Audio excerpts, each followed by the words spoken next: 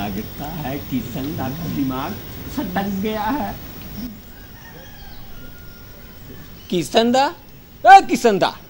अरे कन्हाई कखा ना ले बुच्चू। अरे कखा नाली से छोड़ नहीं दादा, पहले ये बात बतलाइए कि आप कर का रहे थे। अरे हम सोचत रहियो। ये कौन सा तरीका है सोचने का? अरे तो का सोचथिन उकर ऊपर निर्भर करोला, कैसे सोचथिन जान ले। तो कैसे सोची लसे के बता तो। अरे हाँ, हम लोग सोचते हैं ऐसे। अरे बुढ़भा हम सास ससुर कर बारे में नहीं सोचत हियो हैं, हम कृषि कर बारे में सोचते थे। कृषि के बारे में? हाँ। ए किशन दा का सोच रहे हैं किशन दा, हमको भी तो बतलाइए। तो के बता ले का फायदा है को, दीदी का आवे दे तब बताबो। हाँ। अच्छा ठीक हो किशन दा, दीदी आ गया बतलाइए। भैया जोहार जोहार दीदी। कैसे हैं आप लोग, सब खैरियत तो है? हाँ दीदी, हम तो बहुत बढ़िया दीदी, लेकिन ये आदमी से पूछिए का तभी से सोच रहा है, पता ही नहीं चल रहा है ऐसे ऐसे ऐसे। हाँ। ये क्या सोच रहे हैं हम लोग बाद में पूछेंगे, लेकिन पहले कार्यक्रम शुरू कर लेते हैं। हाँ दीदी, ये बात बहुत बढ़िया। जोहार। कृषि दर्शन के इस अंक में आप सभी का हार्दिक स्वागत है। तो आइए सबसे पहले देखें कृषि समाचार।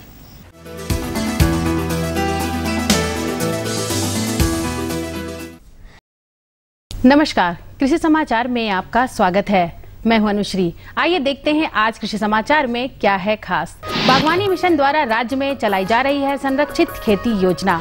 कृषि आधारित लघु उद्योग लगाने के लिए बिरसा कृषि विश्वविद्यालय आयोजित करती है प्रशिक्षण कार्यक्रम।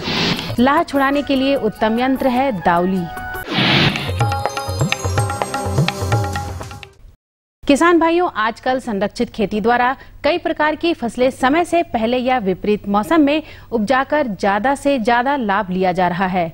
यदि आप भी संरक्षित खेती कर लाभान्वित होना चाहते हैं तो उसके लिए green house, net shade house, फूल और सब्जी लगाने के लिए पौधरोपण सामग्रियों की खरीद पर बागवानी मिशन 50% तक का अनुदान देती है। झारखंड राज्य बागवानी मिशन राज्य में बागवानी से जुड़े किसानों के लिए कई प्रकार की लाभकारी योजनाएं चला रही है, जिनमें से एक है संरक्षित खेती योजना। इस योजना के अंतर्गत संरक्षित खेती में इस्तेमाल होने वाले green house, net shade house एवं फूल और सब्जियों के लिए पौधरोपण सामग्री के लिए लागत का अधिकतम 50% राशि अनुदान दिया जाता है। समय के साथ अन्य व्यावसायिक क्षेत्रों की तरह कृषि के क्षेत्र का भी विस्तार हुआ है। इस क्षेत्र में आज बहुत व्यापकता आई है। आज किसान खेती बाड़ी के साथ कृषि आधारित लघु उद्योग लगाकर भी अपनी आर्थिक स्थिति सुदृढ़ कर रहे हैं। कृषि व्यवसाय क्षेत्र में राज्य के किसानों की उद्यमिता विकास के लिए बिरसा कृषि विश्वविद्यालय प्रशिक्षण कार्यक्रम आयोजित करती है। राज्य के किसान इन प्रशिक्षण शिविरों में भाग लेकर कृषि आधारित लघु उद्योगों की स्थापना और उसके बेहतर संचालन की जानकारी ले सकते हैं। सब्जियों में बैंगन हमारे झारखंड में प्रमुख रूप से उपजाई जाती है। वर्तमान समय में बैंगन की स्वर्ण प्रतिभा, स्वर्ण श्यामली, स्वर्ण मणि, स्वर्ण श्री, स्वर्ण शक्ति और अर्का केशव नामक प्रभेदों की बुआई कर कृषक लाभान्वित हो सकते हैं। इन किस्मों के बैंगन की फसल से अच्छा उत्पादन प्राप्त करने के लिए किसान क्या कृषि कार्य करें, आइए जानते हैं कृषि विशेषज्ञ से। स्वर्ण प्रतिभा, स्वर्ण श्यामली, स्वर्ण मणि, स्वर्ण श्री, स्वर्ण शक्ति और अर्का केशव ये बैंगन के वैसे प्रभेद हैं जो झारखंड की जलवायु और मिट्टी में बेहतर उपज देते हैं। इनके 500 से 600 ग्राम बीज प्रति हेक्टेयर की दर से बुआई कर और उचित कृषि कार्यों को करके लगभग 200 से 250 क्विंटल बैंगन प्राप्त किया जा सकता है। किसान भाइयों, बैंगन में बहुत अच्छी किस्म है जिससे अधिक आप लाभ ले सकते हैं, जैसे स्वर्ण प्रतिभा, स्वर्ण श्यामली, स्वर्ण मणि, स्वर्ण श्री, स्वर्ण शक्ति, अर्का निधि, अर्का केशव, ये सब बहुत अच्छी वैरायटी है बैंगन की, जिसकी पैदावार बहुत अच्छी होती है और आप इससे मुनाफा कमा सकते हैं। आज की बेहतर तकनीक मुर्गी पालकों के लिए उपयोगी है। बरसात के दिनों में वातावरण में आए बदलाव से मुर्गियां प्रभावित होती हैं और या तो फिर बीमार हो जाती हैं या उनकी बढ़वार धीमी हो जाती है। ऐसे में उन्हें आवश्यक विटामिन टीका और उचित खुराक की आवश्यकता होती है। तो बरसात के मौसम में मुर्गियों को कौन सा विटामिन टीका और खुराक दिया जाए, आइए जानते हैं विशेषज्ञ से। वर्षा ऋतु में मुर्गियों में वर्षा के बाद जो वातावरण के जो बदलाव आता है, मुर्गियां उस समय भी चाहे अंडा देने वाली मुर्गी हो या ब्रॉयलर मुर्गी हो, एक प्रकार के तनाव में रहती हैं। तो इस तनाव को दूर करने के लिए vitamin B complex, liver extract का जो घोल आता है या लीफ 52 की जो सिरप आती है वो मुर्गियों को पानी के साथ दे। मुर्गियों को कीड़े की दवा जरूर दे। कीड़े की दवा में पिपराजीन मुर्गियों के लिए बहुत ही उपयोगी दवा है, जो दवा कंपनी के निर्देशानुसार दे। और अगर किसान भाई उसका टीकाकरण नहीं करवाए हो तो मुर्गियों में ये टीकाकरण अवश्य इसका करवा लें।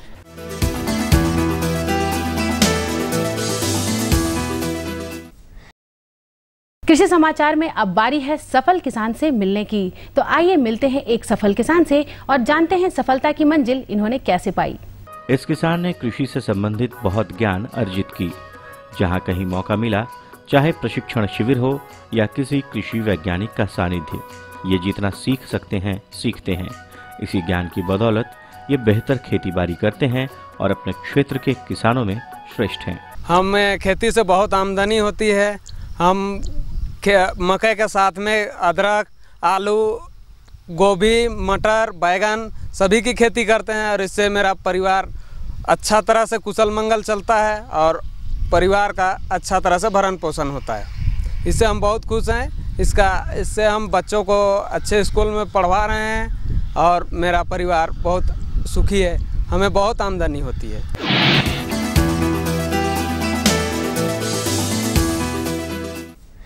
दाउली एक ऐसा उपकरण है जिसकी सहायता से लाह लगी टहनियों से लाह को आसानी से छुड़ाया जा सकता है और यह उपकरण लाह को बर्बाद भी नहीं होने देता।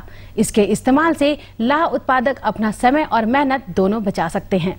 इस छोटे से उपकरण का नाम है दाउली। लाह लगी टहनियों से लाह छुड़ाने के लिए इसका निर्माण किया गया है। हाथों से या पारंपरिक औजारों से लाह छुड़ाने में समय और मेहनत दोनों ज्यादा लगते हैं। इस दाउली नामक उपकरण की सहायता से एक दिन में लगभग 8 किलो लाह टहनियों से छुड़ाया जा सकता है। और अब एक नजर राज्य के कुछ प्रमुख शहरों के मौसम के मिजाज पर। आज राज्य के कुछ प्रमुख शहरों के तापमान इस प्रकार दर्ज किए गए। रांची अधिकतम 26 डिग्री सेल्सियस और न्यूनतम 24 डिग्री सेल्सियस।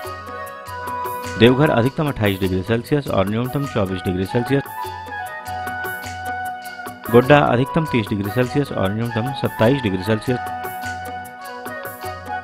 कोडरमा अधिकतम 27 डिग्री सेल्सियस और न्यूनतम 25 डिग्री सेल्सियस।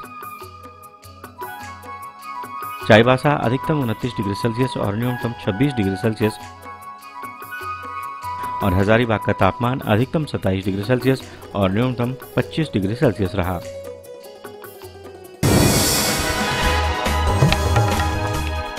और अब मंडी भाव में आइए नजर डालते हैं अनाजों के भाव पर। राज्य की खाद्यान्न मंडियों में पिछले कुछ समय से चली आ रही तेजी में बदलाव की स्थिति नहीं देखने को मिल रही है।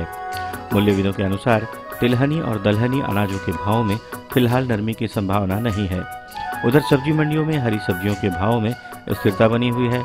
आलू के दामों में बढ़ोतरी दर्ज की गई है। वहीं आज भी के कुछ प्रमुख अनाजों के भाव पर नजर डालें तो इस प्रकार रही। चावल मध्यम न्यूनतम 2100 रुपये से लेकर अधिकतम 2600 रुपये। चावल उत्तम न्यूनतम 2500 रुपये से लेकर अधिकतम 4200 रुपये। गेहूँ न्यूनतम 1400 रुपये से लेकर अधिकतम 1700 रुपये। दाल अरहर न्यूनतम 7300 रुपये से लेकर अधिकतम 9300 रुपये। दाल मसूर न्यूनतम 4900 रुपये से लेकर अधिकतम 6600 रुपये। दाल चना न्यूनतम 4400 रुपये से लेकर अधिकतम 5800 रुपये। चीनी न्यूनतम 3400 रुपये से लेकर अधिकतम 3600 रुपये। आलू न्यूनतम 700 रुपये से लेकर अधिकतम 1100 रुपये और प्याज न्यूनतम 1500 रुपये से लेकर अधिकतम 2000 रुपये प्रति क्विंटल रहा। कृषि समाचार में आज इतना ही। अगले दिन अगले अंक में फिर मुलाकात होगी कुछ ताजा तरीन खबरों के साथ। तब तक के लिए दीजिए इजाजत। नमस्कार, जोहार।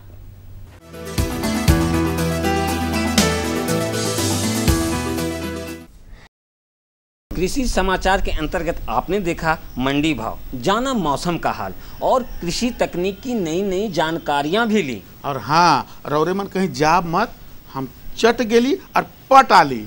तब तक आप देखिए ये संदेश। सब्जी में मसाला ज्यादा है। कितनी बार कहा है कि जितनी जरूरत हो बस उतना ही डाला करो। अरे मुझसे तो ऐसा कभी कभार होता है। और तुम जो हमेशा खेत में अनाप शनाप कीटनाशक डालते हो, उसका क्या? ठीक ही तो कह रही है बहू। देख, खेत में उतनी ही दवा डाल जितनी जरूरत हो। याद रखो, कीटनाशक जहरीले होते हैं।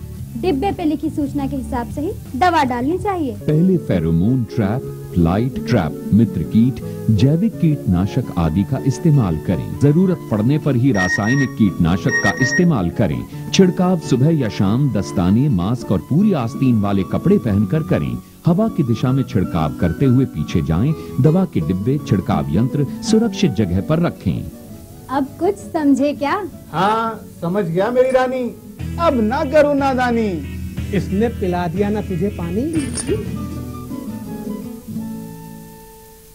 क्या करूं? हाँ, मैं ऐसा ही करूंगा। हाँ, अच्छा, मैं जा रहा हूँ। अच्छा, जी जी जी, हाँ ठीक है। जी जी जी। किससे बात कर रहे थे इतना हंस कर? किसान कॉल सेंटर, विशेषज्ञ से खेती के बारे में सलाह ले रहा था। सुबह भी, रात को भी? किसान कॉल सेंटर सुबह 6 बजे से रात को 10 बजे तक खुलता है। रविवार को भी? हाँ भाई, साल के 365 दिन खुलता है। और इतना फोन का बिल कौन भरेगा? अरे, किसान कॉल सेंटर की सेवा मुफ्त है। पर तुम ये सब क्यों पूछ रही हो? मैं तो कुछ और ही समझी थी। किसान भाई कृषि संबंधी समस्याओं का अपनी भाषा में तुरंत समाधान पाने के लिए पूरे भारत में किसी भी फोन से राष्ट्रीय हेल्पलाइन नंबर 1800-1801-551 पर संपर्क करें। किसानों का दोस्त किसान कॉल सेंटर। अरे सुन तो। मुझे क्या सुनाना चाहते हो? जो सुनाओ मेरी सौतन को। किसको? अरे वही तुम्हारा मोबाइल फोन जिसे सुबह शाम दिन रात चिपके रहते थे और कहते थे किसान कॉल सेंटर से बातें हो रही हैं। अच्छा, ये बात है। हाँ, क्यों? क्या हुआ? अब बात नहीं होती क्या? अब तो झट से बात हो जाती है। ऐसा क्या? हाँ, अब तो ज्यादा लाइनें और खास तकनीक के कारण खेती के माहिरों से तुरंत बात हो जाती है। और अगर कभी लाइन व्यस्त हो तो अपनी समस्या फोन पर रिकॉर्ड करा दो, वहाँ से फोन आ जाता है और समस्या की हल का मैसेज भी आ जाता है। ये देखो, आ गया। अरे वाह, इसका मतलब इंतजार की घड़ी अब खत्म। हाँ। तभी मैं सोचूं कि आजकल मुझ पर इतना प्यार क्यों आ रहा है। कृषि संबंधी समस्याओं का अपनी भाषा में तुरंत हल पाने के लिए पूरे भारत में किसी भी फोन से हेल्पलाइन नंबर पर संपर्क करें। किसानों का दोस्त किसान कॉल सेंटर। हाँ, तो किशन भैया आप बताइए कि आप क्या सोच रहे थे? ए दीदी, हम ये सोचते रही नहीं कि खरीफ सब्जी कर बेहतर उत्पादन कैसे करब, इकर से कैसे आगे बढ़ब, यही सब के बारे में सोचते रही दीदी। ये तो बहुत ही अच्छा प्रश्न है। हाँ। खरीफ सब्जी की बेहतर उत्पादन के लिए आपको बेहतर उत्पादन तकनीक को अपनाना पड़ेगा। बेहतर उत्पादन तकनीक दीदी? अरे वो है तो जाने खोजती हम। तो चलिए, इसकी बेहतर जानकारी के लिए हम आपको मिलवाएंगे अपने विशेषज्ञ श्रीमती किरण जी से, जिनसे बातचीत कर रहे हैं हमारे सहयोगी नरेश पौराणिक जी। झारखंड सब्जी उत्पादन में अग्रणी है और यहाँ की जलवायु भी सब्जियों के उत्पादन के लिए अनुकूल मानी जाती है। नवीनतम कृषि उपकरणों तथा कृषि विशेषज्ञों की सलाह पर किसान अपनी फसलों से अधिक उत्पादन प्राप्त करते हैं। सब्जियों में मुख्यतः लत्तर वाली सब्जी जिसमें नेनुआ, झींगी, कद्दू, करेला और दूसरी सब्जियों में बैगन, टमाटर, मूली तथा साग वाली सब्जियों में लाल साग, पोई तथा कलमी साग आमतौर पर उत्पादित की जाती है तथा यहाँ की सब्जियों का निर्यात दूसरे शहरों में बड़ी मात्रा में किया जाता है। सब्जियों की लगाने की विधि का किसान पारंपरिक तरीका ही अपनाते हैं, क्योंकि आज के समय में नई तकनीकों के आ जाने से किसानों को खेती में बहुत सारी सुविधा होने लगी है, जिनसे उनका श्रम भी कम लगता है। खरीफ में बहुत सारी सब्जियां उगाई जाती हैं और उसमें आप देखेंगे कि लतर वर्गीय सब्जियां हैं, जिसमें नेनुआ, झिंगली, कद्दू, कोहड़ा और इसके बाद फल वाली सब्जियां हैं, जिसमें आप टमाटर, बैंगन, भिंडी, मिर्च और इसके बाद है जड़ वाली सब्जियां, जैसे उसमें आपको मूली देखने को मिलेंगे। और इसके बाद कंदीय सब्जियां हैं, जैसे आप उसमें ओल देखेंगे, ओल के बाद आपको कच्चू दिखाई पड़ेंगे। और इसी तरह साग भी लगते हैं, जिसमें लाल साग है, पोई साग है, कलमी साग है। और इसमें आप देखेंगे अभी जो गोभी वर्गीय में अगात फूल गोभी है, वो भी हमारे अब इस मौसम में लगाए जाते हैं। किसान सब्जियों के उत्पादन के लिए 2 तरीका अपनाते हैं, जिनमें पहला बीज का सीधी बुआई तथा दूसरा बीजों का नर्सरी या बिचड़ा तैयार कर खेत में लगाना। बीजों के सीधी बुआई के लिए किसानों को सब्जियों के अनुशंसित प्रभेद के बीज का चयन कर वेवेस्टीन के 2 ग्राम मात्रा से बीजोपचार कर लेना लाभदायक होता है, जिससे मिट्टी में होने वाले कीड़ों के नुकसान से हम अपने बीज को बचा लेते हैं। नवीनतम तकनीकों में बीजों के बिचड़ा तैयार करने के लिए जमीन से 5 से 6 इंच ऊंचा स्थल का चुनाव कर उसमें 8 से 10 केजी कंपोस्ट तथा रासायनिक दवा फ्यूराडान का 8 से 10 ग्राम मात्रा मिलाकर बीजों का रोपण करते हैं। हमारे किसान भाइयों, जब हम लोग खरीफ सब्जियां लगाते हैं तो उसमें 2 प्रकार की सब्जियां हैं। एक तो हम लोग सीधी बुआई करते हैं और दूसरा है कि हम लोग उसको बिचड़ों के द्वारा हम लोग रोपण करते हैं। तो हमारे किसान भाई, जब हम बिचड़ों के द्वारा रोपण करते हैं तो उसमें सबसे पहले पौधशाला का निर्माण करना पड़ता है। तो हमारे किसान भाइयों को हमारी सलाह है कि 5 से 6 इंच ज़मीन से ऊपर उठाकर वे चारा स्थल का, बिचड़ा स्थल का निर्माण करें।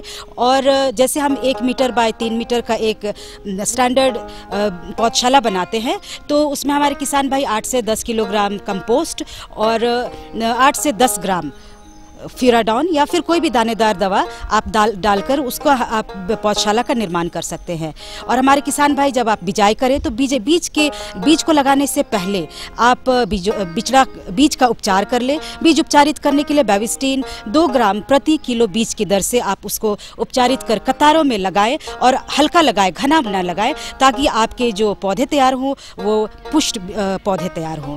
20 से 22 दिन के बाद बिचड़ा हमारे खेत में लगाने लायक तैयार हो जाता है। खेत में बिचड़ा लगाने से पूर्व मिट्टी में पोषक तत्व की संतुलित मात्रा का प्रयोग करना फायदेमंद रहता है। पोषक तत्वों में डीएपी, पोटास तथा यूरिया का संतुलित मात्रा में प्रयोग सब्जियों के उत्पादन क्षमता को बढ़ाता है।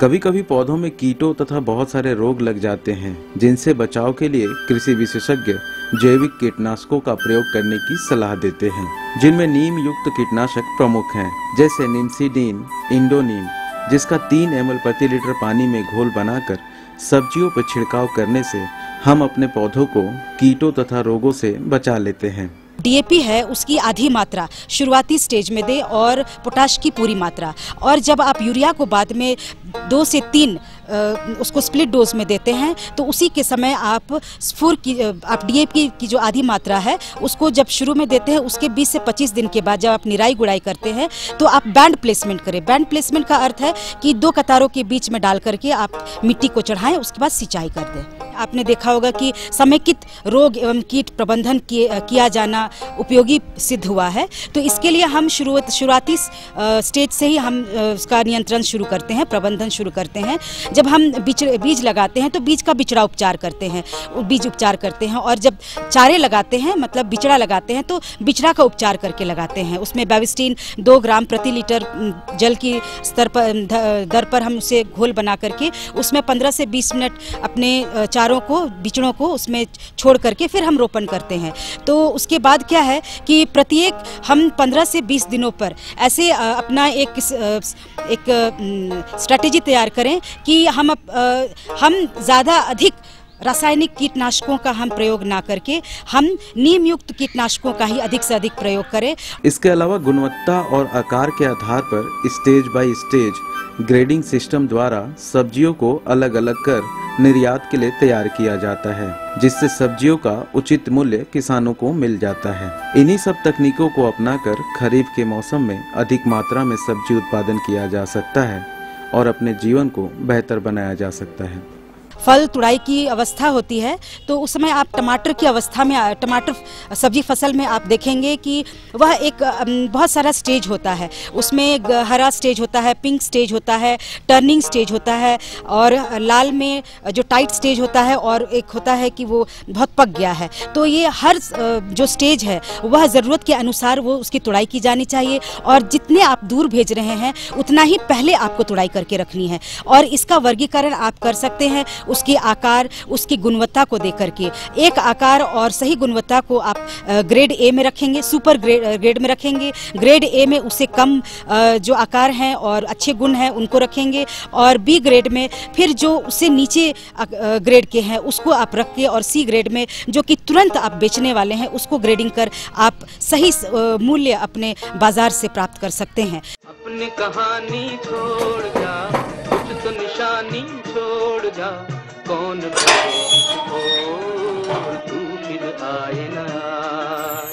माँ देखो बापू हमारे लिए शहर से छतरी लाए हैं, कितनी अच्छी है। हाँ लाडो, अब तू बरसात से बची रहेगी।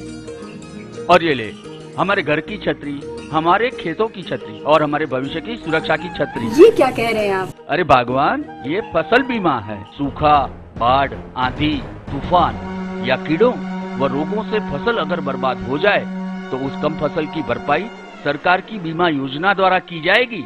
बीमा में खर्च कितना आया? बहुत कम। प्रीमियम चुकाने में सरकार से मदद भी मिली। भारत सरकार की फसल बीमा योजनाओं के तहत अधिसूचित खाद्य फसलों जैसे चावल, गेहूं, तिलहन, वार्षिक बागवानी फसल व व्यावसायिक फसलों जैसे गन्ना, कपास आदि और नारियल का फसल बीमा किया जाता है। प्रीमियम चुकाने में सरकार द्वारा वित्तीय सहायता भी दी जाती है। फसल बीमा योजना के लिए संपर्क करें अपने जिला कृषि अधिकारी, कृषि सहकारी समिति या निकटतम बैंक शाखा से। अधिक जानकारी के लिए कॉल करें किसान कॉल सेंटर के राष्ट्रीय हेल्पलाइन नंबर 1800-180-1551 पर। अरे वाह, क्या छतरी है। फसल बीमा योजना का लाभ उठाएं, भविष्य सुरक्षित करें। किसानों के हित में बड़ा कदम, प्रधानमंत्री कृषि सिंचाई योजना। हर खेत को पानी, प्रति बूंद अधिक उपज। सिंचाई के सही तरीकों और जल संरक्षण की नई तकनीकों के साथ बढ़ेगा जमीन का जल स्तर। जिला स्तर पर होंगी सिंचाई योजनाएं। असिंचित क्षेत्रों तक पानी पहुंचाकर बढ़ेगा उत्पादन। भारत सरकार की विशाल योजना प्रधानमंत्री कृषि सिंचाई योजना। विराम के बाद आप सभी का एक बार फिर से स्वागत है। हाँ तो किशन भैया, कन्हैया भैया, आप लोगों का हो गया? हाँ दीदी, हम लोग का तो हुआ पड़ा है। और भी कुछ पूछना है आप लोगों को? अरे दीदी पूछे तो रहे, लेकिन आज रह रहे कोई बेस जानकारी दो नहीं। ठीक है, आप ये बताइए कि आप लोग मक्का की खेती तो करते हैं ना? एक किसंदा, मौसम में मकई के नाम लेने से मुंह में पानी आ जाता है किसंदा। अरे खाए कर बात नहीं हुआ था, उकर में जो कीट लगैला, रोग हुआ, उकर बारे में जानकारी देवे खोजो तो दीदी। बिल्कुल सही बोल रहे हैं किशन भैया। आप तो उसके कीट और रोगों से भी परेशान होते होंगे। दीदी का बतायो, ये कीट और रोग जो है नहीं, किसान मन के एकदम बर्बाद कर देवेला दीदी, बहुत नुकसान होवेला। तो चलिए मक्का की खेती में कीट और रोगों से कैसे नियंत्रण पा सके, आप लोगों को इसकी जानकारी दिलवाते हैं अपने विशेषज्ञ डॉक्टर संजय कुमार साथी से, जिनसे बातचीत कर रहे हैं हमारे सहयोगी भानु घोष। किसान भाइयों नमस्कार, कृषि दर्शन के इस कार्यक्रम में आपका स्वागत है। किसान भाइयों, कृषि दर्शन की टीम आज कृषि विज्ञान केंद्र जगन्नाथपुर पश्चिम चिंबू में आई हुई है, जहां आज हम बात करेंगे मक्का की फसल में लगने वाले रोग, कीट एवं उसके नियंत्रण के बारे में। और इस विषय पर जानकारी देने के लिए आज हमारे साथ हैं यहीं के वैज्ञानिक डॉक्टर संजय कुमार साथी। आइए इनका स्वागत करते हैं। डॉक्टर साहब, आपका हमारे इस कार्यक्रम में स्वागत है।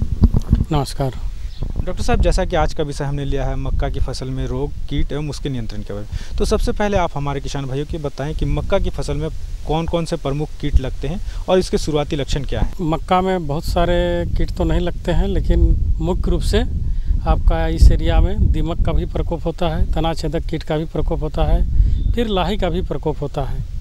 तो किसान भाइयों, आप सबसे पहले तो जो मकई है उसको एक सही दूरी में लगाएं। 75 सेंटीमीटर कतार से कतार और पौधा से पौधा 25 सेंटीमीटर एक सही दूरी में लगाएंगे तो इससे भी बहुत सारे कीट एवं रोग का प्रकोप हम लोग का कम होता है। तो किसान भाइयों, सबसे पहले तो दीमक का कीट का जो प्रकोप होता है, इसके लिए आप क्लोरोपाइरीफॉस का 2.5 ml प्रति लीटर पानी मिलाकर पौधा में, जिस पौधा में दीमक कीट का प्रकोप होता है उसमें स्प्रे कर दें। दीमक कीट प्राय पौधा में चढ़ जाता है और इससे आपका जो रस है उसको चूसता है और धीरे धीरे पौधा को सुखा के ख़त्म मर जाता है, जिससे आपका पैदावार नहीं होता है। दूसरा कीट जो लगता है तना छेदक कीट, इसका प्रकोप भी होता है, जिससे पौधा आपका सूख जाता है।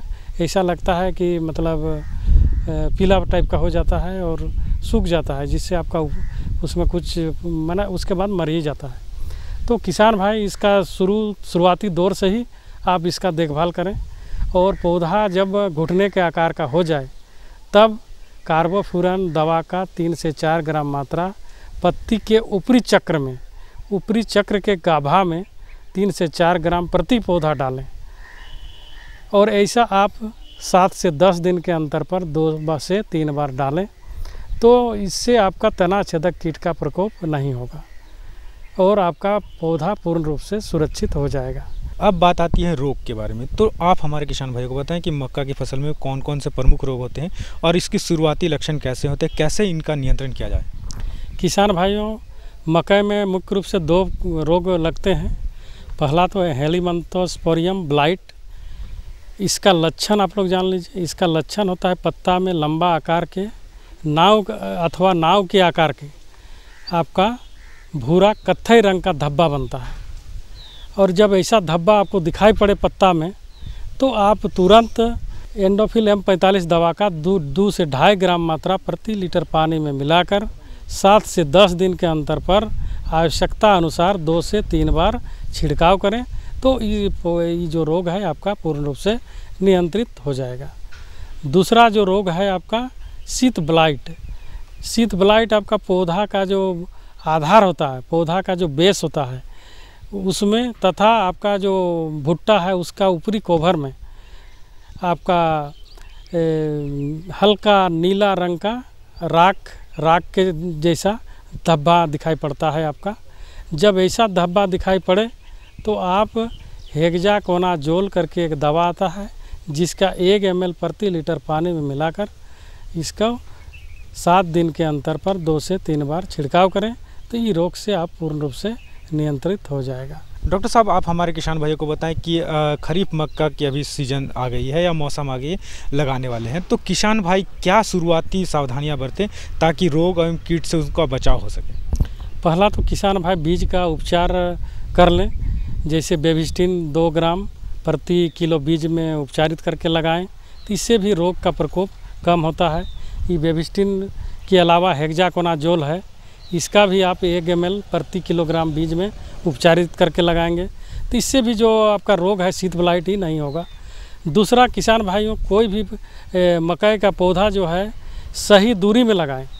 जैसे आपका एक सही दूरी है 75 सेंटीमीटर कतार से कतार और पौधा से पौधा का दूरी 25 सेंटीमीटर, तो ऐसा एक सही दूरी में यदि लगाते हैं तो इससे भी कीड़ा का प्रकोप, रोग का प्रकोप कम होता है। जितना घना पौधा होगा रोग का प्रकोप, कीट का प्रकोप उतना ही ज़्यादा होता है। अतः किसान भाई एक सही दूरी में लगाएं, तो इससे आपको रोग और कीट से बचा जा सकता है। डॉक्टर साहब, मक्का की फसल में हम देखते हैं कि हमारे किसान भाई मेहनत से लगाते हैं और फसल तैयार भी हो जाती है, उसमें फल आने के बाद देखते हैं कि जब फल को खोला जाता है तो उसमें दाने नहीं बनते, तो क्या ये किसी रोग के कारण होता है या कोई अन्य कारण है? इसके बारे में भी आप हमारे किसान भाई इसके लिए तो किसान भाइयों, ये तो कीट या रोग के प्रकोप से नहीं होता है।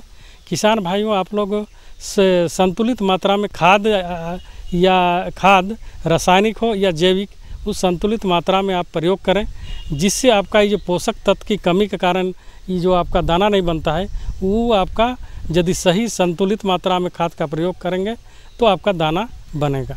तो देखा किसान भाइयों, डॉक्टर साहब ने कितनी अच्छी जानकारी दी मक्का की फसल में लगने वाले रोग, कीट एवं उसके नियंत्रण के बारे में। डॉक्टर साहब, आप हमारे इस कार्यक्रम में और इतनी अच्छी जानकारी दी, इसके लिए आपका बहुत बहुत धन्यवाद। नमस्कार किसान भाई। और इसी के साथ लेते हैं विदा। जोहार।